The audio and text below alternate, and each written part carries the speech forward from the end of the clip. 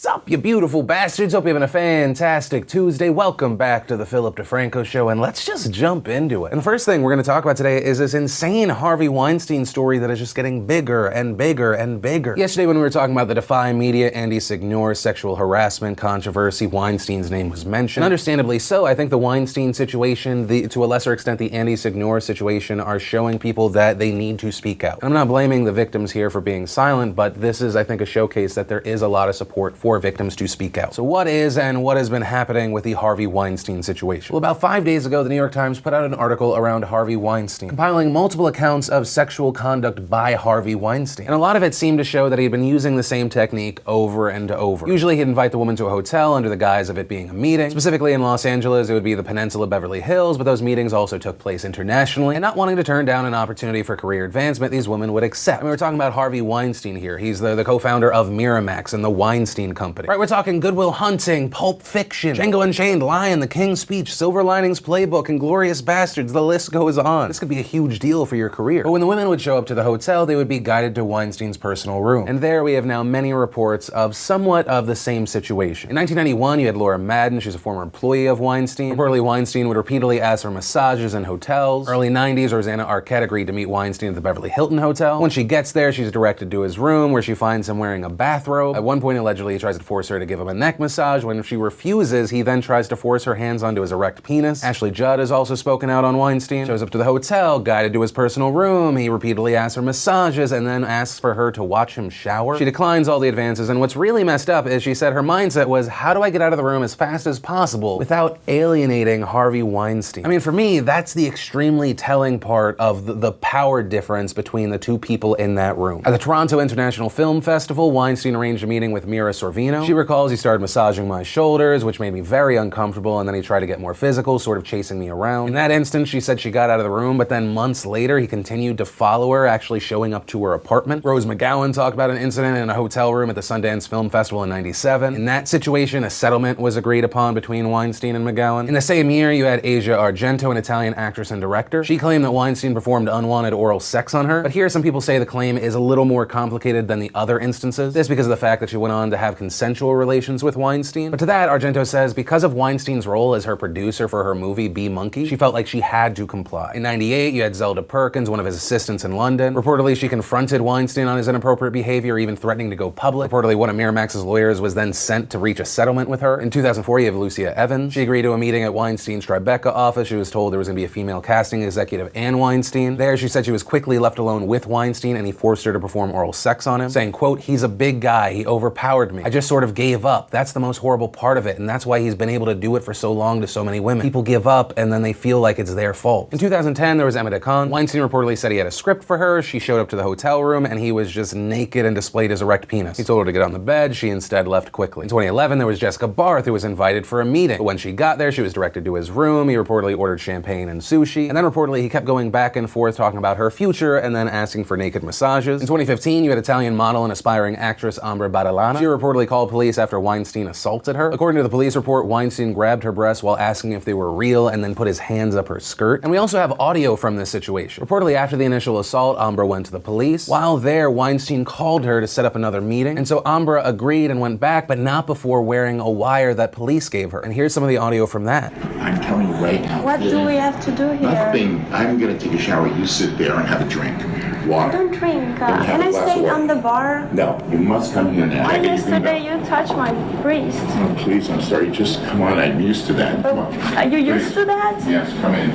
Because No, but I'm not used to I that. won't do it again. Come on. Sit here. And so in that, you can hear Weinstein admit that he did this to her. That same year, there was a memo written by Lauren O'Connor. And in that memo written to top executives, it described that there were employees that were required to wake him up or be there to help him go to sleep. Reportedly, 8 women described that he would appear fully or nearly naked. He would ask them to be there while he bathed, and he would ask for or initiate massages. There ended up being settlements with at least 8 women, including Lauren. And in response to all of this, Weinstein released a statement that essentially says, yeah, sorry, my bad. I'm gonna try and get better. Also, I'm going to fight the NRA and the president. And just so you know I'm not making that up, here's his full statement. I came of age in the 60s and 70s when all rules about behavior in workplaces were different. That was the culture then. I have since learned it's not an excuse in the office or out of it, to anyone. I realized some time ago I needed to be a better person, and my interactions with people I work with have changed. I appreciate the way I've behaved with colleagues in the past has caused a lot of pain, and I sincerely apologize for it. Though I'm trying to do better, I know I have a long way to go. That is my commitment. My journey now will be to learn about myself and conquer my demons. Over the last year, I've asked Lisa Bloom to tutor me, and she's put together a team of people. I brought on therapists, and I plan to take a leave of absence from my company and to deal with this issue head on. I so respect all women and regret what happened. I hope that my actions will speak louder than words, and that one day we will all be able to earn their trust and sit down together with Lisa to learn more. Jay-Z wrote in 444, "I'm not the man I thought I was, and I better be that man for my children." The same is true for me. I want a second chance in the community, but I know I've got work to do to earn it. I have goals that are now priorities. Trust me, this isn't an overnight process. I've been trying to do this for 10 years, and this is a wake-up call. I cannot be more remorseful about the people I hurt and plan to do right by all of them. I'm going to need a place to channel that anger, so I've decided that I'm going to give the NRA my full attention. I hope Wayne LaPierre will enjoy his retirement party. I'm going to do it at the same place I had my bar mitzvah. I'm making a movie about our president. Perhaps we can make it a joint retirement party. 1 year ago, I began organizing a $5 million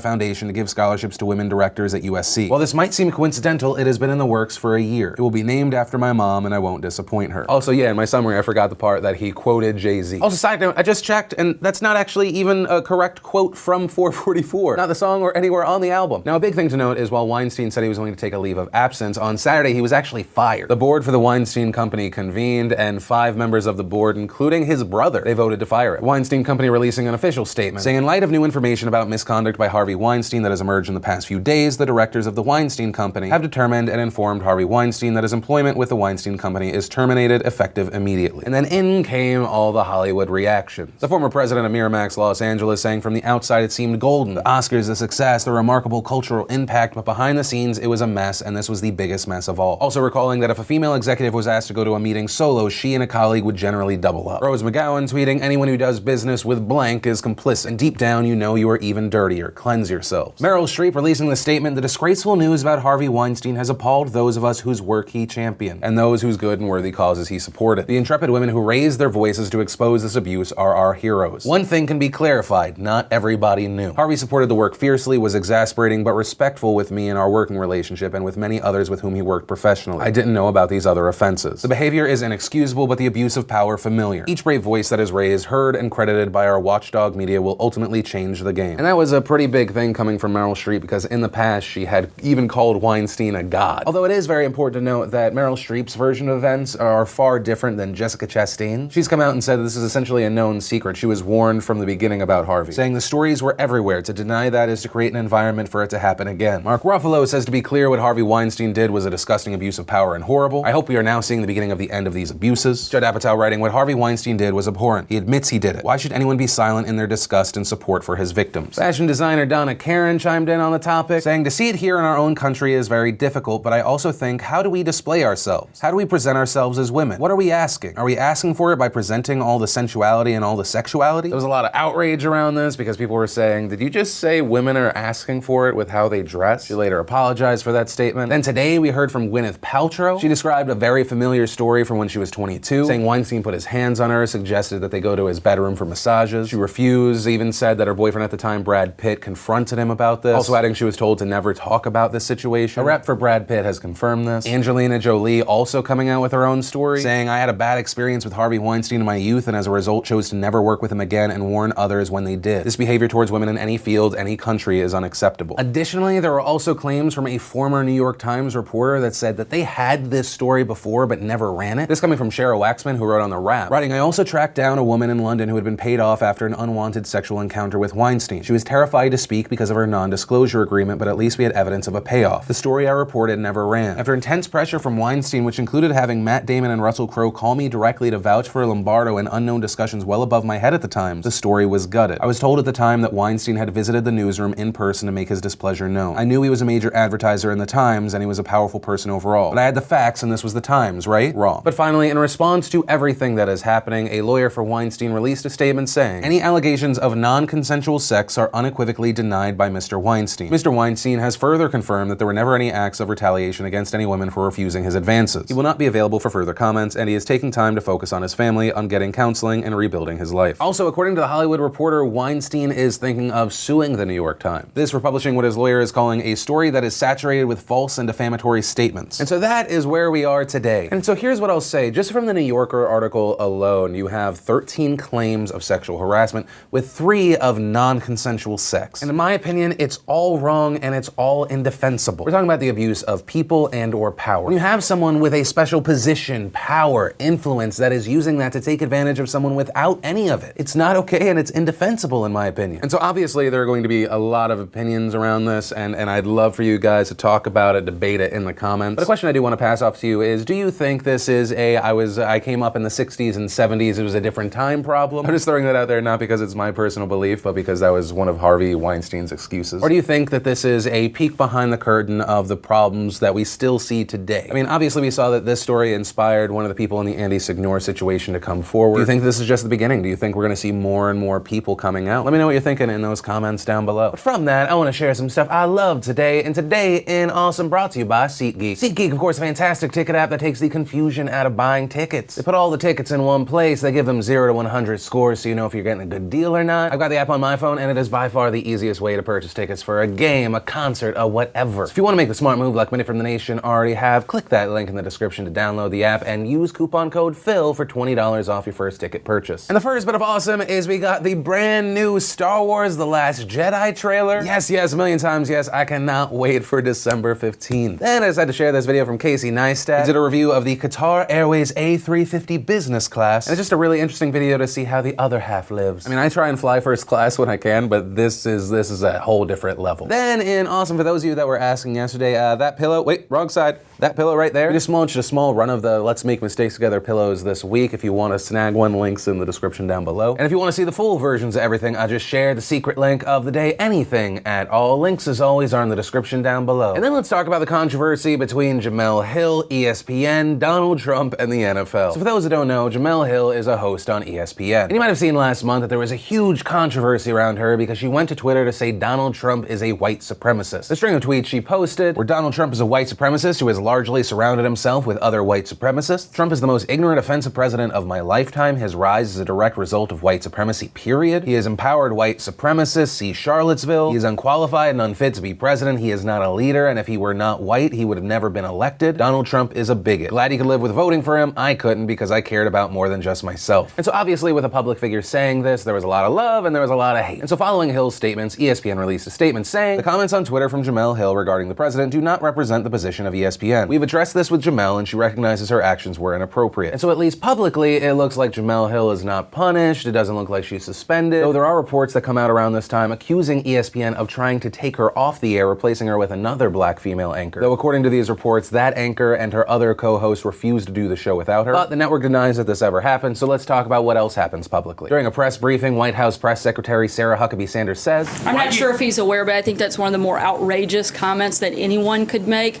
and certainly something that I think is a fireable offense by ESPN. Jemele Hill then takes Twitter writing, my comments on Twitter express my personal beliefs. My regret is that my comments and the public way I made them painted ESPN in an unfair light. My respect for the company and my colleagues remains unconditional. ESPN then says, Jemele has a right to her personal opinions, but not to publicly share them on a platform that implies that she was in any way speaking on behalf of ESPN. She has acknowledged that her tweets crossed that line and has apologized for doing so. We accept her apology. Trump then takes to Twitter saying, ESPN is paying a really big price for its politics and bad programming. People are dumping it in record numbers. Apologize for untruth. And so that was pretty much that until this most recent Jerry Jones situation. Jerry Jones is the owner of the Dallas Cowboys. He was one of the owners that knelt with all of his players, but not during the national anthem, before the national anthem. This is the first we saw of the modified protest during an NFL game. Well, more recently, he said he would bench any player that disrespected the flag. And so in response to that, Jemele Hill went to Twitter, writing, Jerry Jones has also created a problem for his players, specifically the black ones. If they don't kneel, some will see them as sellouts. Don't ask Dak, Dez, or other Cowboys players to protest. A more powerful statement is if you stop watching and buying their merchandise. This play always works. Change happens when advertisers are impacted. If you feel strongly about Jerry Jones's statement, boycott his advertisers. And adding, just so we're clear, I'm not advocating a NFL boycott, but an unfair burden has been put on players in Dallas and Miami with anthem directives. And so following that, ESPN then released a statement, writing, Jemele Hill has been suspended for 2 weeks for a second violation of our social media guidelines. She previously acknowledged letting her colleagues and company down with an impulsive tweet. In the aftermath, all employees were reminded of how such individual tweets may reflect negatively on ESPN and that such action would have consequences, hence this decision. And then this morning, in reaction to this whole situation, Donald Trump tweeted, with Jemele Hill at the mic, we'll go with your spelling, sure. It is no wonder ESPN ratings have tanked. In fact, tanked so badly, it's the talk of the industry. Adding, why is the NFL getting massive tax breaks while at the same time disrespecting our anthem, flag, and country? Change change tax law. And so there are a few things I wanna hit on those tweets. The first is that I agree that the NFL should not be tax exempt. There's been a controversy around that for a very long time, but it's not exactly what you would think. 31 of the 32 NFL teams are for-profit businesses that pay taxes accordingly. The only one that's not are the Green Bay Packers. But it's the NFL's central office that became a nonprofit decades ago. But the thing is, in 2015, because there was this controversy, a controversy that the NFL called a distraction, they reportedly gave up their tax-exempt status for their central office. And so I want to clarify that not because the NFL does not benefit from taxes, but because I often hear people talk about the teams as if they are tax-exempt. The way these teams do benefit under tax law largely has to do with municipal bonds. Franchises, teams like the Dallas Cowboys, in fact, Jerry Jones did this. They work with the city and state to fund and build their new stadiums. They use municipal bonds, which are exempt from federal taxes. And so there's been a lot of criticism around this in the past because there's a big argument of, do these stadiums actually provide a benefit to the cities and the state? It's been estimated the New York Yankees, with their stadium, they saved around $492 million. In the NFL, it's estimated Jerry Jones saved $88 million this way. Also, this could impact the future of the NFL, specifically around the Raiders. You have legislators in Nevada saying they're going to help build the stadium by using $750 million in taxes. And personally, while I will say I'm very concerned at the amount of taxpayer money that goes into these things and how little you actually see come back for those communities, the thing that ends up concerning me around this situation is the idea that we would craft tax law based off of how nationalist an organization is. Once again, I'm completely fine with everyone having an opinion, but when we have the most powerful person in our country saying we need to change the tax law because we have people in this organization kneeling during the national anthem, that's incredibly concerning. And that's without going into talking about the seemingly concerted effort to change the narrative of why people are kneeling. It feels very much like the conversation went from, we're kneeling around police brutality, oh, Donald Trump spoke out against us, we're kneeling because we're standing up against someone telling us what we can or cannot do. And somehow the conversation changed from,